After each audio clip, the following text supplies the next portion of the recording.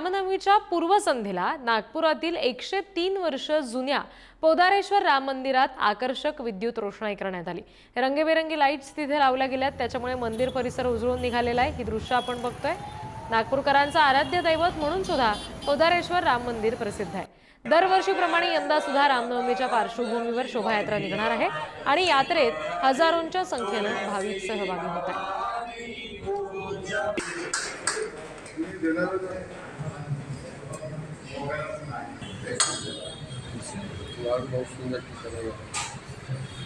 खालून घ्यायचं का थोडं?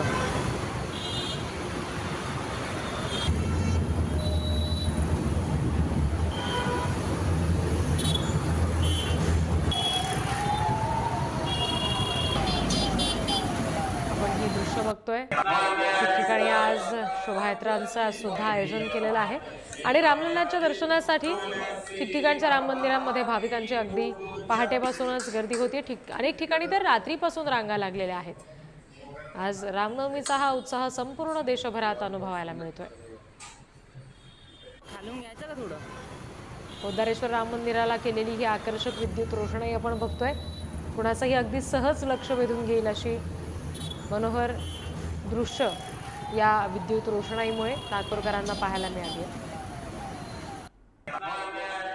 शहरामध्ये शोभायात्रेचं सुद्धा आयोजन केलेलं आहे आणि त्याच्यात असंख्य भाविक सहभागी होणार आहेत।